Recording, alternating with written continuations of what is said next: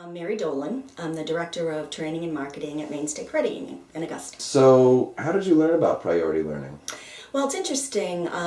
I have colleagues in the credit union industry, obviously, and somebody was talking about this culture work they were doing, and my ears perked up and I was intrigued, and I said, can you tell me a little bit more about that?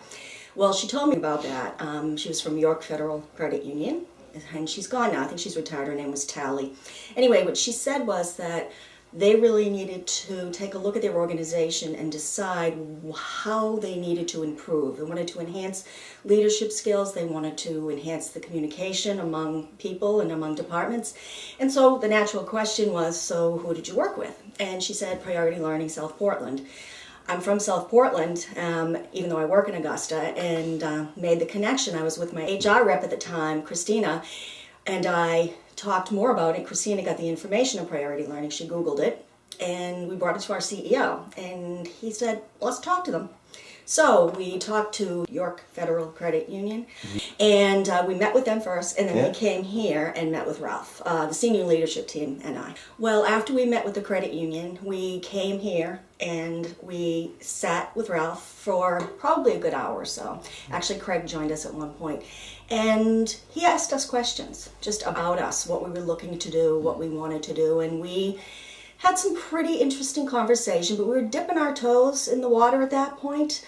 I think it was a matter of us getting to get a feel for how Priority Learning worked, what they could offer us that other vendors or organizations couldn't. Right. And so we wanted to see how the fit was before we made any firm commitments. So we had that conversation. Now, when you started doing work with them, did you have any preconceived notions going into it, apprehension, or?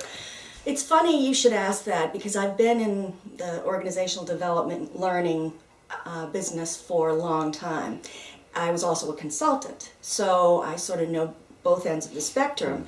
And it's not that I didn't have concerns, but I thought, what is it that's going to set them apart? Coming back to then again, what's the differentiator? And so that's what I was really most curious about. The thing I was most impressed with initially was the comfort that we felt, the four or five of us who initially met with Ralph and Craig. There wasn't a whole lot of judging going on. It was more of, tell us your story, and we're here to listen, and we're here to help you. So I liked that right away. I felt there was authenticity. I felt that there was a genuineness about how the work would get done, and straight talk. This is what you can expect from us. This is what it's going to cost. We'll do our best work for you. And so that impressed me right away. I didn't feel like we were going to be surprised. So in the time that you've been working with Priority Learning, what would you say the value that you've gotten out of it would be? Because a lot of companies, when they're thinking about, do I want to do business, they're thinking about, what's the value that I'm going to get in return for my money? Oh, I can tell you without question that the value that we've gotten as an organization and individually as people from Priority Learning is more than we ever dreamed. If you talk to anybody in our organization about prior to Priority Learning working with us and now, they would tell you it's like night and day. And I'm not saying that lightly. Again, I've been there, I've done some of the work. I've said this before to Ralph and to Craig and Lorraine, who are all very humble, who won't take on any of the credit, as you know.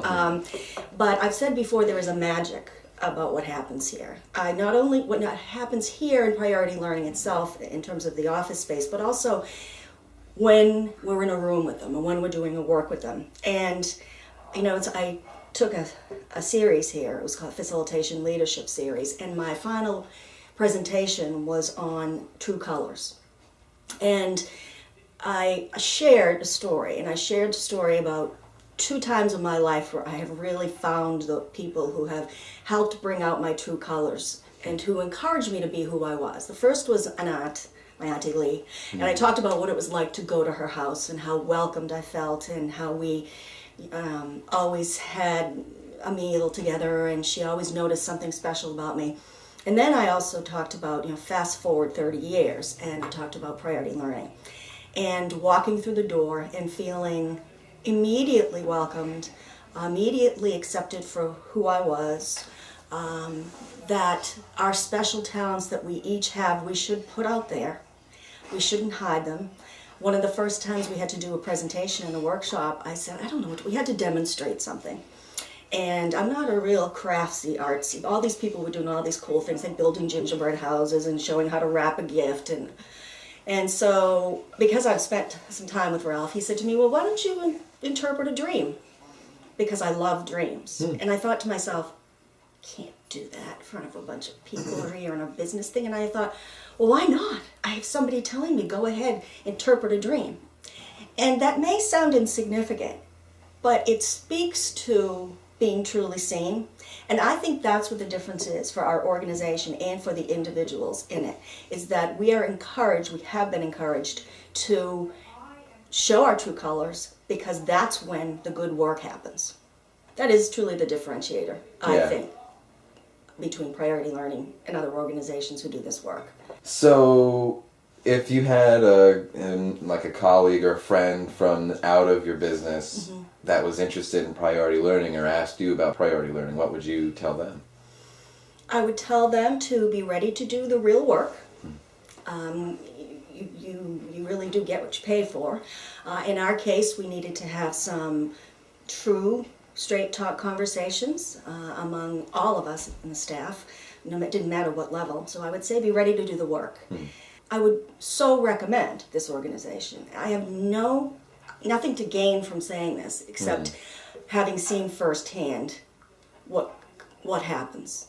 There's care, there's compassion, there's a certain amount of rigor, there's a confidence that Priority Learning, I think, evokes in people. And the magic of all that together, not to mention funny, witty, clever, creative, are all the things I'd highly recommend Priority Learning. It's funny, earlier you were saying when you were thinking about working with Priority Learning that you didn't feel like you were going to be surprised. And that kind of had a negative connotation with it, like you felt like you weren't going to be let down. You know what I mean? Right. So, in another way, in a more positive kind of side of the word surprise, was there any surprises when you were working with Priority Learning, kind of an aha moment, either for yourself or what you were doing in, your organization or just your team or anything, just a kind of, like a surprise that kind of made things click together for you? Yeah, I think I was most surprised at the fact that we went down some really tough roads, that we really got to the truth. And I don't mean that we had any deep, dark, horrible secrets, but organizational life is organizational life. Right. It's tough. It can be. You get a bunch of people together expecting everything's going to go smooth all the time. That's just not how it works. So I guess I was surprised at how we got to the root of some of the issues that we had, that we really got to the specifics. And I have seen, in my experience, things sort of getting generally discussed. There's a blanket, and then you sort of hope that the right people figure it out. But the environment that they created, Priority Learning created such an environment for us of trust and safety that we were able to get to the real truth. That surprised me, and how quickly that happened as well. How long have you been working with Priority Learning again? It's going to be about 2 years now. Yeah, next month I believe. Awesome. So, yeah.